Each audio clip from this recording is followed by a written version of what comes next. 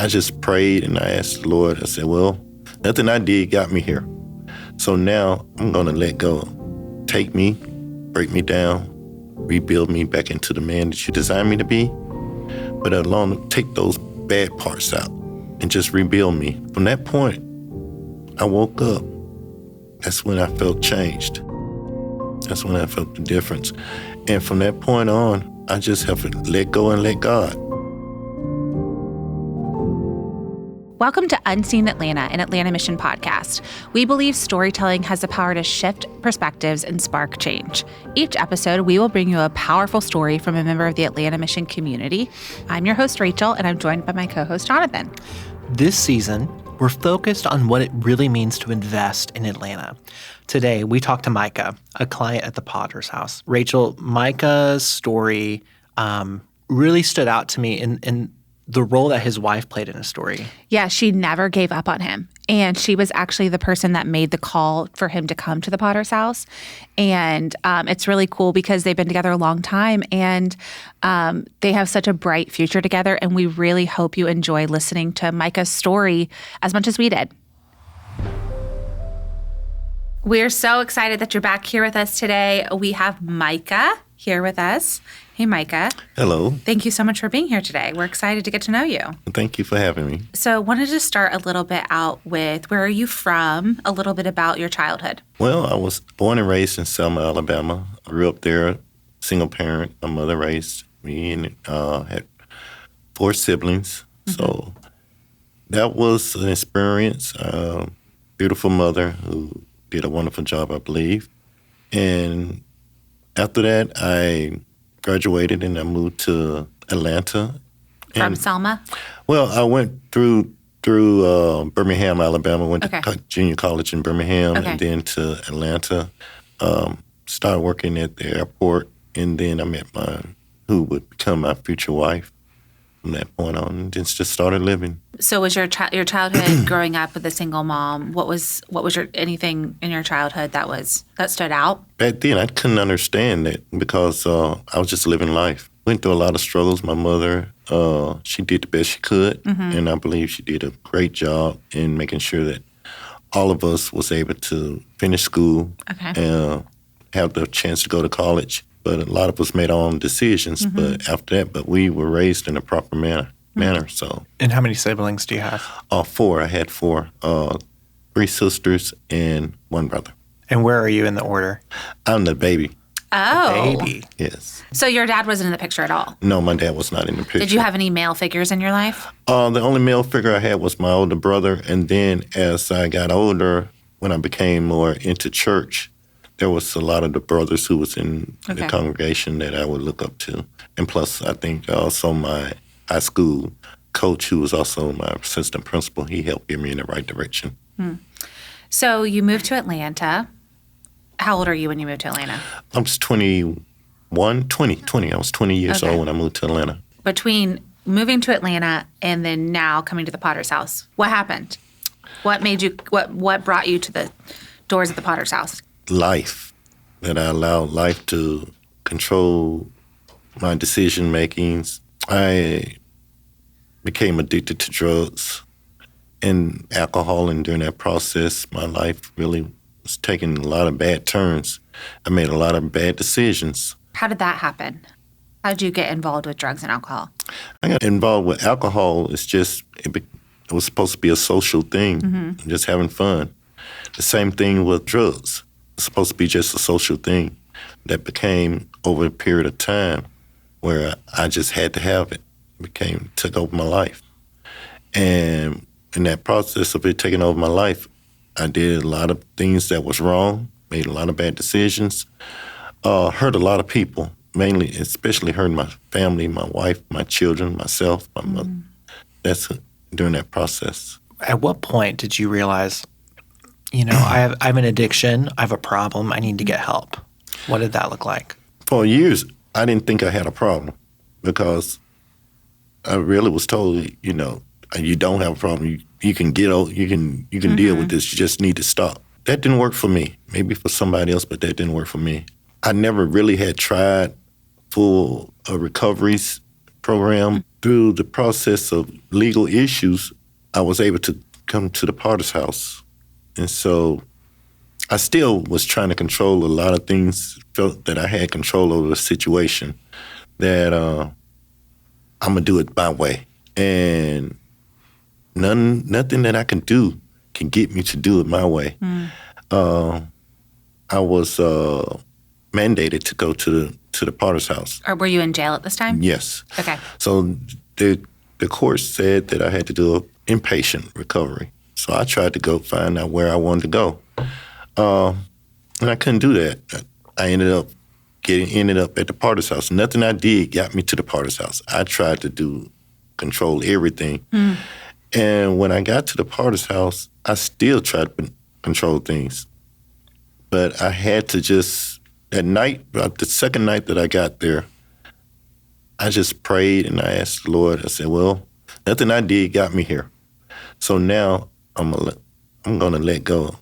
Take me, break me down, rebuild me back into the man that you designed me to be, but take those bad parts out and just rebuild me into the man that you designed me to be. And from that point, I woke up. That's when I felt changed. That's when I felt the difference. And from that point on, I just have to let go and let God. So it sounds like you had to get to a point of surrender. Like, I can't control the situation anymore. Well, that took many years for me to understand that. From the first time I took drunk alcohol or used drugs, I didn't have control. It took me that many years to realize I didn't have control. And that something needed to change. Tell me about that process. What did that look like at the Potter's house for you? When I got there, I was told that I wasn't supposed to be there. So I'm like, said, we don't know how you got here because you wasn't supposed to be on the list. Now, I went through the process. Don't get me wrong. I went through the process. And it seemed like there was something trying to stop me from being there, but I was there. So I had to see that at first. And then when Potter's House said, okay, a year, I was like, oh, I don't want to do a year. I want to try to do a couple of months. But that didn't work out. I was mandated to do a year. There was no ifs, ands, or buts, no way around it. Then, like I said, that night, I just prayed. I just had to get I could not continue to fight. And I had to realize that I had been fighting all that time. And when I just gave it to God and said, just change me, that's when the process happened. When I let go and let God take over my life, my decision-making, everything about it. That's when I felt the change. The next day, like I said, next day I felt the difference. I felt a peace, a joy in my heart to go forward. And then I became willing to learn, to listen, to hear what I needed to do. Because I still didn't know what to do. I'm still blind, but I'm going to allow these people to help me. God put me here. Now I'm going to allow the process to take place. And every day, in every class, every meeting that I went to, I had to understand there was something that I could take from it, something I could learn from it to help me become a better man. And along the way, I did. I never understood that I had certain things called core beliefs that I was raised up on that affected the way I made my decision-making. Now, I didn't understand that the stress level that I was dealing with. I didn't understand coping skills. Now, in these classes that they give us, I'm able to understand me. And now that I understand, what do I do to help make these changes? And all of this was given to me. All I had to do was just sit down and listen. Years ago, my wife tried to get me to do counseling. And I'm a man, so I'm like, no, I don't need counseling. But now I have a counselor. I have an advocate. I have people who are in my life to lead and direct me and guide me in the right direction. And I became willing to listen. And that's the big difference in it. It's because I was willing to listen and hear other people tell me that, hey, you don't have to be this way anymore. This is all you got to do. then it became an easier process. It became a very easy process. And so I started taking notes on how to make a change in my life. What were some of the core beliefs that you had that you needed to change? Addict is always an addict. That there's nothing going to change about me. I'm going to die this way. The belief that I was going to be just like my father, not in the house, not taking care of me. Believing that I'm nothing, that I don't matter, that I can't get help, that I can't help somebody else. Those are the beliefs that I had embedded in me, in my thought process, that, I'm going to end up in jail or dead, these type of things. I came into the Potter house with a lot of doubt, no confidence in myself, nothing that I can accomplish anything. But now I'm very confident in who I am. Even with my past, I use that as a learning tool that help me become a better person, that I don't have to live that way no more. Potter's House gave me back confidence that I needed to be a man, be a leader. And that's all a part to me is from God. God placed me there on purpose. Nothing I did to get me there. God placed me there. And that's, to me, I believe that God uses the Potter House to create leaders. And that's what I am. That's who I see myself today, as a leader who has a story, a testimony of where I came from, what God has done for me, and where I'm planning to go. It's incredible. I mean, I feel like I hear this type of thing all the time where drugs and alcohol sort of stripped me of who I was or who I am. And the Potter's House has been a tool of discovery. What I also had to understand that drugs and alcohol was not the issue. The issue was in here.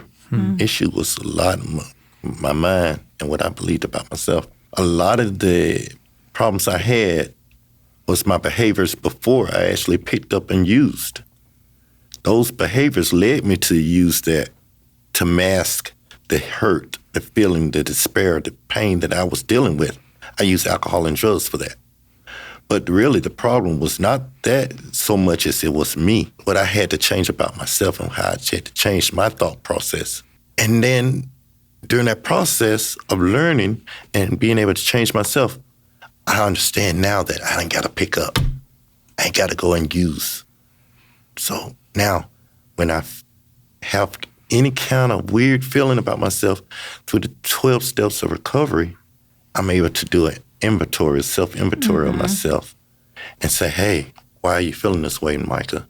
And then I go back and I find that issue. I pray about it. I got to give it to God. And then God takes it from me now. From that point on, I accept whatever thing. If there's something I've done wrong or some way of reason that I have a reason to be acting this way or feeling this way, then I have to take responsibility. And that's another thing is now I'm responsible. I take responsibility for my actions. I don't shy away from it. I stand up and be accounted for. And by doing so, I'm more confident in myself. I'm more confident in what I can become and what I can do. And in that process, I also am confident that I can help the next man.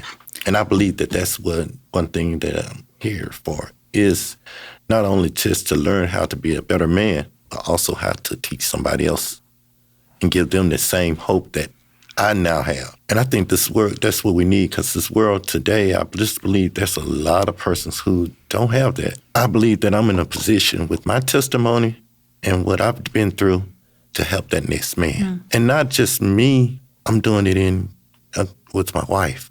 My wife been through the same issues, not the same drug issues, but she's been through the pain of having a husband that was dealing with alcohol and drugs. And so now with us, I carried her through the same problem. She was there beside me, but because she's my wife, she's had to go through the same thing of dealing with a person who's dealing with drugs and alcohol. So now she has a story that her husband is a better man. she has a story just along with me. So we today are moving forward to help others, and that's what I want to. That's what we want to do. It sounds like it's restored some relationships in your life. Yes, it is. God kept love in a lot of person's heart that I hurt. Yeah. I broke the trust. And so now we work as a group, work in unison, and only through God, because God says the three-pronged rope cord is strength. So with God, we got to have God in it. Just can't be by myself and say, or me and my wife. We got to have God in it to make that cord strong. And so we're working together in unison to just be a family, to raise our children, and eventually to help others. Love that. I'm glad you brought up your wife. I was going to ask you about her. Sounds like she's a pretty amazing woman. Yeah. To see you through this process. Tell us a little bit about how your relationship has changed from being an addict to now being in recovery. I stand up. I don't shy back. I don't hide. When I started doing my amends, I found out that there was a Micah that I did not like. I started looking at doing that self-inventory. Yeah. That person I didn't like. So just imagine if I didn't like him, then everybody else had to hate him. So now I work on changing that mistrust. I work on that deception, working on changing that deception that I used to have. I may try to make sure I'm honest in everything. And it's not going to happen overnight. And we both know that. So now we're working on our relationship. And once I finish the Potter's House, we're planning on going to therapy. Oh, that's together, amazing. Counseling together. Yeah. These are things that we want to work on because it really means a lot to both of us. Our relationship with each other, our relationship with God means everything. And so we're willing to put forth that effort. I am, and so is she. If she was sitting here with us today, what would you say to her? What I say to her is, thank you for not giving up on me. And I love you. I love you. Thanks for not giving up on me. She's the reason why I was at Potter's House. She called. She called and talked to the intake coordinator and got an intake interview for me. She's the one who initiated the process. And it was through prayer, I know. I know she loves me. I know that love is there, and now it's time for me to show the same love. Yeah. And I can only give that love back because now I love myself. Yeah. You can't love somebody if you don't love yourself. I love myself now. Yeah. And I have to respect myself, and then I can only do that through God, giving him my all, and allowing him to use whatever to get me to where he wants me to be. And I believe that it's in the Potter's House. Well, and it took that, I think it took her believing that you could do this. She believed for you when you didn't even believe for yourself. She believed me when I didn't believe myself. And that's the main thing. When I was at the Potter's House, I was answering phones in the office, and I hear so many other wives. Yeah. Like persons like my wife. I hear fathers, mothers, cousins, persons themselves, the desperation of trying to get help. And so that's why now I want to give back because we need more Potter houses. I wake up every morning with victory because my Lord and Savior has already conquered it. He already won the battle. So all I got to do is go out and lead my life in the right direction. I love that. That's great. So I don't let nothing get me down. And if I feel bad, then I'm going to find out why am I feeling bad because I cannot let that moment dictate my whole day. Nope, you can't. And I feel like that's a great message to end on. We have the victory. Now we just got to walk in it. Just walk in it. Thank you for all you got to sharing. do is just walk in victory. Yeah. And it's a beautiful thing. It is. It is. Thank you so much for listening to Micah's story, and we will see you next time. Thanks for listening to Unseen Atlanta. If today's story moved you, we invite you to take the next step, whether that's volunteering your time, donating to Atlanta Mission, or simply continuing to listen and learn. Every step matters.